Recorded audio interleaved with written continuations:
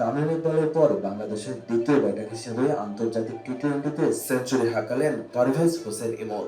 ঝড়ো ব্যাটিংয়ে মাত্র 53 বলে 3 অঙ্ক স্পর্শ করেনি বাঁহাতি ওপেনার, যা বাংলাদেশের হয়ে দ্রুততম সেঞ্চুরির রেকর্ড। আন্তর্জাতিক ক্যারিয়ারের প্রথম সেঞ্চুরি তোলার দিনে বাংলাদেশিদের মধ্যে এক ইনিংসে সর্বোচ্চ 9টি ছক্কা হাঁকান ইমন, সঙ্গে ছিল 5টি চারের মার। আর ইমনের রেকর্ড করা সেঞ্চুরির ম্যাচে বাংলাদেশ জয় পায় 27 রানে। আরব আমিরাতের শারজায় এদিন টসে হেরে আগে ব্যাট করতে নেমে তানজিদ তামিম লিটনদের ব্যর্থতার মধ্যেও লড়ছেন ইমন। 54 বলে 185 স্ট্রাইক রেটে করেছেন 100 রান। এছাড়া তাহিদ হৃদয় 20 ও জাকের আলীর 13 রানে ভর করে বাংলাদেশ নির্ধারিত 20 ওভারে করে 7 উইকেটে 191 রান।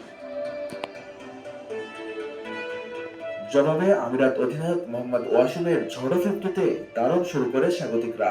তবে তানজিম সাকিব, মোস্তাফিজুর রহমান ও হাসান মাহমুদের দুর্দান্ত বোলিংয়ে 164 রানে শেষ হয় আমিরাতের ইনিংস। হাসান মাহমুদ 3টি আর সাকিব, মোস্তাফিজ ও শেখ মাহাদি 2টি করে উইকেট নেন। সিরিজের শেষ টি-টোয়েন্টি একই মাঠে অনুষ্ঠিত হবে 19 মে।